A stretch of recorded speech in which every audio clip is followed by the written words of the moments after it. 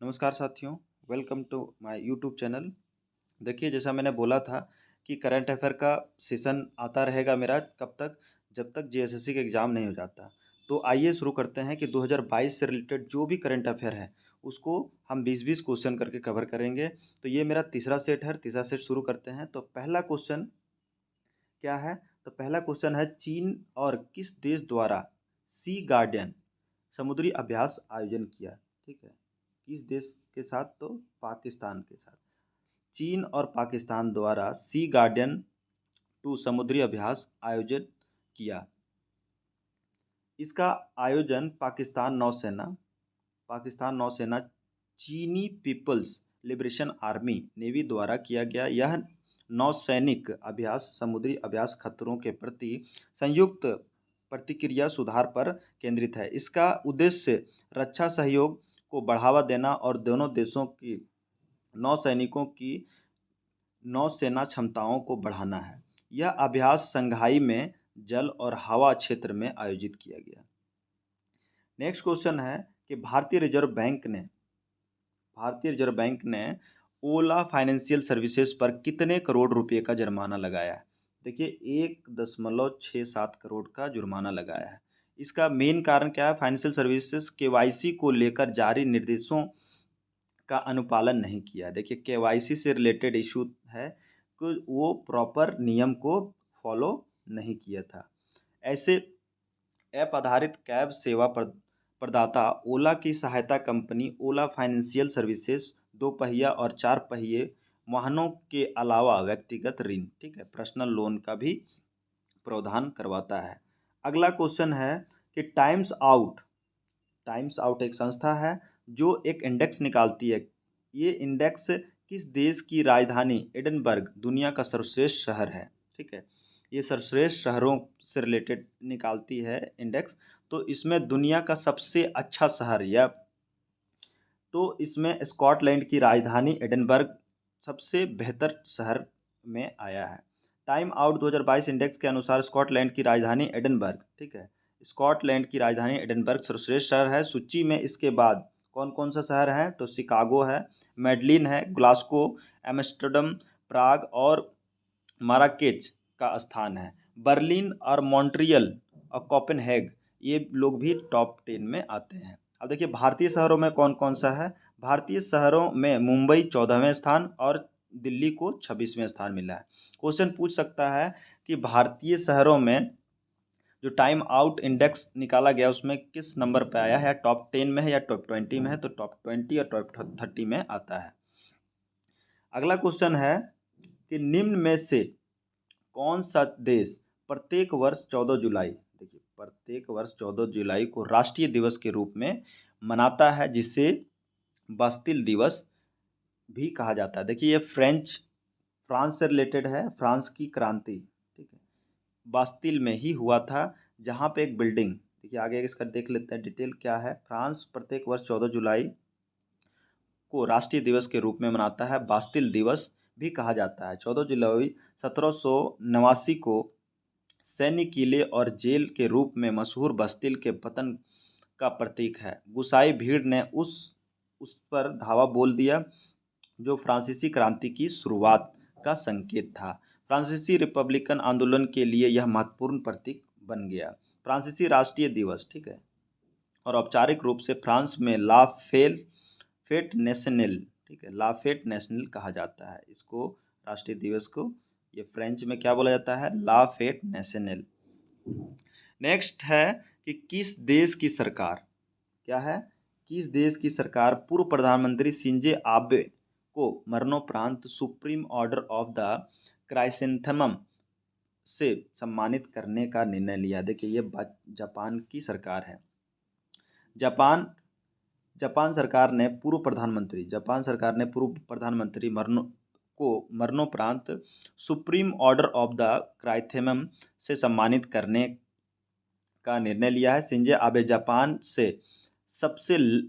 के सबसे लंबे समय तक प्रधानमंत्री रहे हैं, ठीक है, ये काफ़ी ये सबसे लंबे कार्यकाल तक यहाँ के प्रधानमंत्री रहे।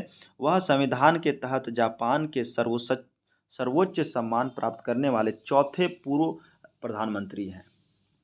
यह जापान का सर्वोच्च सम्मान है। जापान के सम्राट मेजी ने वर्ष 1876 में grand crown of the order की स्थापना की थी। शिंजो आबे की 8 जुलाई 2022 को उस समय हत्या कर दी गई जब वो नारा शहर में एक जनसभा को संबोधित कर रहे थे।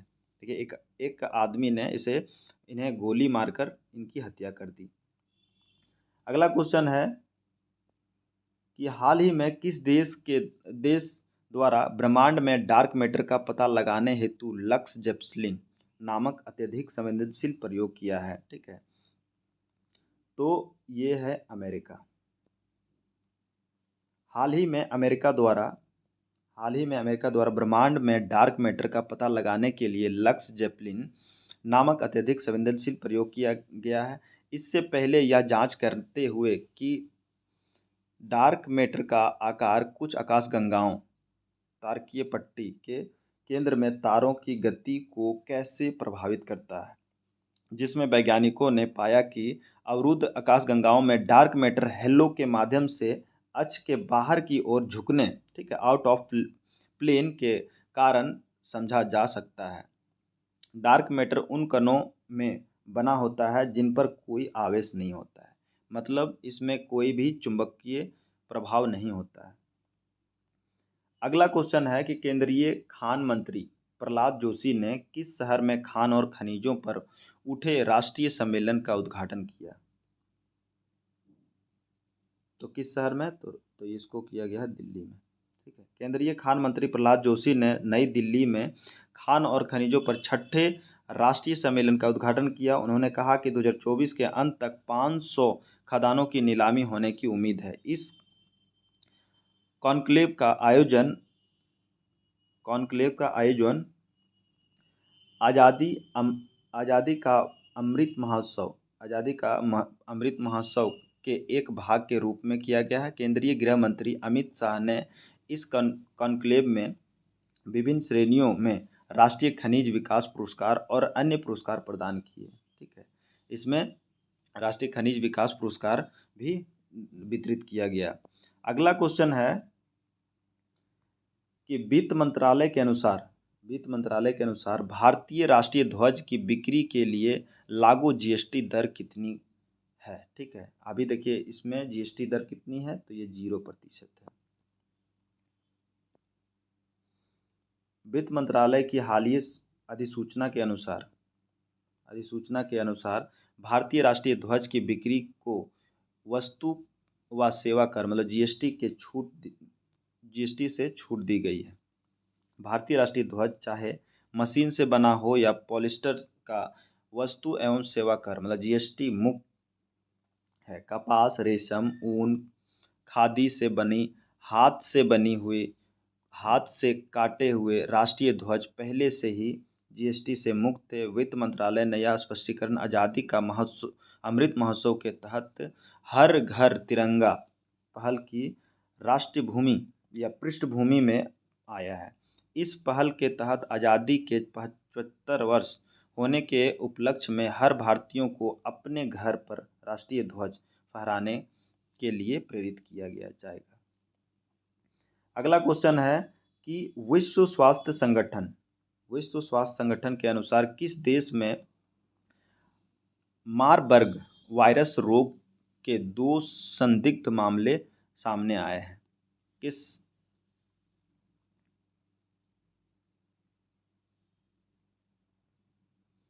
किस वायरस का? तो यहाँ देखिए मारबर्ग वायरस, देखिए ये घाना में इसको क्या बोलते हैं इंडिकेट किया गया है। विश्व स्वास्थ्य संगठन के अनुसार घाना में मारबर्ग वायरस रोग के 2 संदिग्ध मामले सामने आए हैं। क्या होता है मारबर्ग वायरस रोग इबोला के समान है। ठीक है, मारबर्ग ये काफ़ी खतरनाक होता है। इस वायरस की मौजूदगी की पुष्टि के लिए सैंपल अब सेनेगल के रिसर्च सेंटर भेजे गए हैं। इन दोनों की मौत के बाद कोई नया मामला सामने नहीं आया है। मारबर्ग वायरस रोग एक संक्रामक रक्तस्रावी बुखार है, इन्फेक्टियस हेमोफोरबिस फीवर यह इबोला के समान परिवार से संबंधित है। देखिए, इबोला काफ़ी खतरनाक वायरस था जो अफ्रीका में खास करके काफ़ी मौतें हुए इसके कारण।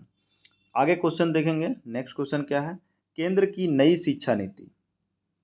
केंद्र की नई शिक्षा नीति प्री प्राइमरी स्तर पर लागू करने वाले देश का पहला राज्य। देखिए, बहुत इंपॉर्टेंट क्वेश्चन है, बहुत ही इंपॉर्टेंट क्वेश्चन है। निम्न में से कौन बन गया है? ठीक है, तो ये उत्तराखंड पहला राज्य बन गया है जो केंद्र की नई शिक्षा नीति को लागू किया है। उत्तराखंड में नई शिक्षा नीति, उत्तराखंड में नई शिक्षा नीति, ठीक है, नेशनल एजुकेशन पॉलिसी लागू कर दिया गया है। ऐसा करने वाला उत्तराखंड देश का पहला राज्य बन गया है। यहाँ पहली बार स्कूली शिक्षा में, प्राइमरी एजुकेशन में नई राष्ट्रीय शिक्षा नीति 2020 को लागू किया गया है। मुख्यमंत्री पुष्कर सिंह धामी ने बाल वाटिकाओं का उद्घाटन कर सूबे में नई शिक्षा नीति का औपचारिक शुभारंभ किया है। पहले चरण में 20,000 आंगनबाड़ियों में से 20,000 आंगनबाड़ियों में से 5,000 आंगनबाड़ी केंद्रों में नई शिक्षा नीति के तहत बाल वाटिका कक्षाओं का संचालन शुरू किया जाएगा। नई शिक्षा नीति में एनसीसी का भी प्रावधान रखा गया है और शिक्षा का पैटर्न क्या रहेगा? 5+3+3+4 का पैटर्न फॉलो किया जाएगा। अगला क्वेश्चन है कि भारतीय रिजर्व बैंक ने मीना हेमचंद्र को किस बैंक के अंशकालिक अध्यक्ष के रूप में मंजूरी दे दी है? तो ये है आपका करूर वैश्य बैंक। करूर वैश्य बैंक भारतीय रिजर्व बैंक ने केंद्रीय बैंक की पूर्व अधिकारी मीना हेमचंद्र की करूर वैश्य बैंक के कार्यवाहक चेयरमैन के रूप में नियुक्ति को मंजूरी दे दी है। निजी क्षेत्र के बैंक ने यह जानकारी देते हुए बताया कि यह नियुक्ति 3 साल के लिए की गई है। बैंक ने कहा कि मीना हेमचंद्र की नियुक्ति पदभार संभालने की तिथि से 3 साल के लिए होगी। इसके पास रिजर्व बैंक के विभिन्न विभागों में काम करने का 35 साल से अधिक का अनुभव है। वे जून 2015 से नवंबर 2017 तक रिजर्व बैंक में कार्यकारी निदेशक भी रह चुके थे। अगला क्वेश्चन है कि प्रधानमंत्री नरेंद्र मोदी ने किस राज्य के देवघर में हवाई अड्डे का उद्घाटन किया? देखिए, ये इम्पोर्टेंट झारखंड के लिए है। इनका उद्घाटन क्या इसका डिटेल पढ़ लेंगे कि ये उद्घाटन हो रहा है तो जो हवाई अड्डा है इसका क्या एरिया है, ठीक है, किस जगह पे है? तो ये झारखंड में है, झारखंड के देवघर जिला में, ठीक है। प्रधानमंत्री नरेंद्र मोदी ने झारखंड में देवघर हवाई अड्डे का उद्घाटन किया। उन्होंने पर्यटन मंत्रालय की प्रसाद योजना के तहत, ठीक है, किस योजना के तहत? तो यहाँ पे ध्यान दीजिएगा, प्रसाद योजना के तहत जीर्णोद्धार किए गए बाबा बैद्यनाथ मंदिर का भी उद्घाटन किया।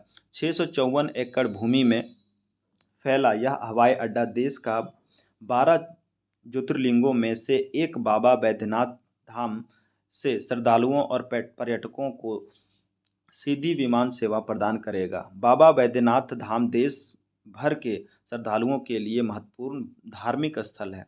बाबा बैद्यनाथ के लिए सीधा संपर्क उपलब्ध कराने के लिए एक कदम के रूप में प्रधानमंत्री ने देवघर हवाई अड्डे का लोकार्पण किया। अगला क्वेश्चन है कि हाल ही में पद्मजा नायडू, ठीक है, कौन? Padmaja Naidu Himalayan zoological park ने लगभग 5 वर्षों में कितने रेड पांडा को जंगलों में छोड़ने हेतु एक महत्वपूर्ण कार्यक्रम शुरू किया? तो ये 20 पांडा, ठीक है। हाल ही में Padmaja Naidu Himalayan zoological park Himalayan zoological park ने लगभग 5 वर्षों में 20 रेड पांडा को जंगलों में छोड़ने हेतु एक महत्वपूर्ण कार्यक्रम शुरू किया है। पश्चिम बंगाल में सबसे अधिक संरक्षित क्षेत्र सिंगलीला नेशनल पार्क को जल्द ही नए निवासी मिलेंगे। दुनिया में विशालकाय पांडा और रेड पांडा केवल यही दो अलग अलग पांडा प्रजातियां हैं।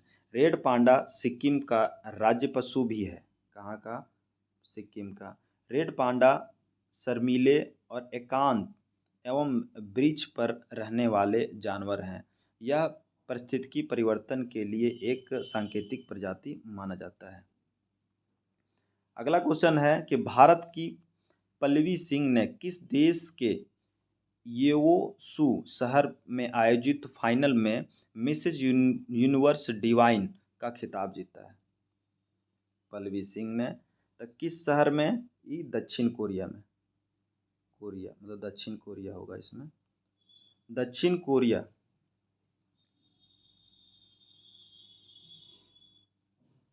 दक्षिण कोरिया। भारत की पल्लवी सिंह ने दक्षिण कोरिया के येओसू शहर, ठीक है, येओसू शहर में आयोजित फाइनल में मिसेज यूनिवर्स फाइनल का खिताब जीता। वे कानपुर की रहने वाली और उन्होंने इस प्रतियोगिता में अपने देश को गौरवान्वित किया। इस प्रतियोगिता में 110 देशों ने भाग लिया था। पल्लवी सिंह मिसेज यूनिवर्स प्रतियोगिता में एशिया की प्रतियोगी थी और उन्होंने जीवन के सभी क्षेत्रों में उत्कृष्टता प्राप्त करने के लिए भारतीय महिलाओं की दृढ़ इच्छा शक्ति और प्रतिबद्धता पर प्रदर्शन किया है। अगला क्वेश्चन है कि भारत के अर्जुन बाबूता कौन है? अर्जुन बाबूता ने अंतर्राष्ट्रीय निशानेबाजी खेल महासंघ विश्व कप चरण में कौन सा पदक जीता है? ठीक है, किसमें? तो ISSF, ठीक है, स्वर्ण पदक जीता है। क्या नाम है? अर्जुन बाबूता। अर्जुन बाबूता ने अंतर्राष्ट्रीय निशानेबाजी खेल महासंघ विश्व कप चरण में अपना पहला स्वर्ण पदक जीता। उन्होंने दक्षिण कोरिया में चांगवोन में आयोजित फाइनल मुकाबले में अमेरिका के लुकास कोजेनिस्की को 17-9 से पराजित किया। अर्जुन ने रैंकिंग राउंड में 261.1 स्कोर के साथ पहला स्थान हासिल किया, जबकि लुकास ने 260.4 के साथ दूसरे स्थान पर गए। नेक्स्ट क्वेश्चन है कि राष्ट्रीय मत्स्य किसान दिवस, ठीक है, राष्ट्रीय मत्स्य नेशनल फिश फार्मर्स डे निम्न में से किस दिन मनाया जाता है? 10 जुलाई को मनाया जाता है। 10 जुलाई मत्स्य पालन विकास board national fishery development board के सहयोग से भारत में हर साल 10 जुलाई को राष्ट्रीय मत्स्य किसान दिवस मनाया जाता है। यह 65वां राष्ट्रीय मत्स्य किसान दिवस है जो पूरे देश में मनाया जाता है। राष्ट्रीय मत्स्य किसान दिवस वैज्ञानिक डॉक्टर KH एलीकुन्ही और डॉक्टर HL चौधरी की याद में मनाया जाता है। इस दोनों ने 10 जुलाई 1957 को भारतीय मेजर कॉल्स प्रजातियों के लिए सामान्य नाम, ठीक है, मत्स्य की प्रजातियों के लिए सामान्य नाम में हाइपोफिजिसन, जिसको प्रेरित प्रजनन तकनीकी का सफलतापूर्वक प्रदर्शन किया। अगला क्वेश्चन है कि संयुक्त राष्ट्र के अनुसार निम्न में से कौन सा देश 2023 में चीन को पीछे छोड़ दुनिया का सबसे अधिक जनसंख्या वाला देश बन जाएगा? देखिए, आप न्यूज़ में भी देखे होंगे ये क्वेश्चन को, ठीक है, तो ये होगा भारत। ऐसे भी जानते होंगे सेकंड जो पॉपुलस कंट्री है वो है इंडिया। तो चीन को पीछे छोड़ने का मेन कारण है कि चीन का जो डेमोग्राफी है वो घट रहा है, ठीक है, वहाँ, और भारत में ऐसा नहीं है, भारत में अभी भी बढ़ रहा है, इसीलिए चीन से आगे चला जाएगा। भारत संयुक्त राष्ट्र के अनुसार, ठीक है, किसके? UNO के अनुसार 2023 में चीन को पीछे छोड़ दुनिया का सबसे अधिक जनसंख्या वाला देश बन जाएगा। एक रिपोर्ट में संयुक्त राष्ट्र के आर्थिक और सामाजिक मामले के विभाग जनसंख्या प्रभाग ने कहा कि विश्व की जनसंख्या 15 नवंबर 2022, ठीक है, को 8 अरब तक पहुंचने का अनुमान है। देखिए पूरे विश्व का जो जनसंख्या हो जाएगा वो 15 नवंबर को 8 अरब पहुंचने का अनुमान है। रिपोर्ट के अनुसार कई विकासशील देशों में जन्म दर में कमी आई है। आने वाले दशकों में दुनिया की आबादी में आधे से अधिक क्या हो जाएगा, वृद्धि 8 देशों कांगो, लोकतांत्रिक गणराज्य मिस्र, Ethiopia, Bharat, Nigeria, Pakistan, Philippines और तंजानिया, देखिए 8 देश में हो जाएंगे आधा जनसंख्या। नेक्स्ट क्वेश्चन है कि किस आईआईटी संस्था के शोधकर्ताओं द्वारा पीवोट नामक एक आर्टिफिशियल इंटेलिजेंस बेस्ड उपकरण विकसित किया गया है। तो ये आईआईटी मद्रास के द्वारा, आईआईटी मद्रास भारतीय प्रौद्योगिकी संस्थान के शोधकर्ताओं द्वारा पीवोट नामक एक आर्टिफिशियल इंटेलिजेंस मतलब रोबोटिक मशीन बनाया है, इंटेलिजेंस बेस्ड उपकरण विकसित किया है। पीवोट किस चीज़ में, कैंसर रोगियों, ठीक है, पीवोट जो है रोगियों में कैंसर पैदा करने वाले जीन को भविष्यवाणी करने में सक्षम है। यह एआई आर्टिफिशियल इंटेलिजेंस आधारित उपकरण व्यक्तिगत कैंसर उपकरण के लिए रणनीतिक तैयार करने में मदद करेगा। पीवोट को उन जीनों की भविष्यवाणी करने के लिए डिजाइन किया गया है कैंसर पैदा करने के लिए जिम्मेदार। अगला क्वेश्चन है कि निम्न में से किसको हाल ही में अंतर्राष्ट्रीय मुद्रा कोष आईएमएफ के पूर्व मुख्य अर्थशास्त्रियों की दीवार में शामिल किया गया है। ठीक है, तो देखिए दीवार में शामिल के मतलब इनका फोटो दीवार में लगा होगा आईएमएफ में। तो ये हैं गीता गोपीनाथ। अभी आप बहुत बार पढ़े होंगे कि आईएमएफ के मुख्य अर्थशास्त्री कौन है, तो गीता गोपीनाथ हैं। ये भारतीय मूल की महिला हैं। गीता गोपीनाथ को हाल ही में अंतर्राष्ट्रीय मुद्रा कोष के पूर्व मुख्य अर्थशास्त्री की दीवार में शामिल किया गया है।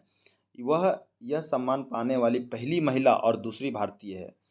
पूर्व मुख्य अर्थशास्त्रियों की दीवार पर चित्रित होने वाले पहले भारतीय रघुराम राजन थे। पहले कौन थे भारतीय? रघुराम राजन। उन्होंने 2003 से 2006 के दौरान आईएमएफ के मुख्य अर्थशास्त्री और अनुसंधान निर्देशक के रूप में काम किया है।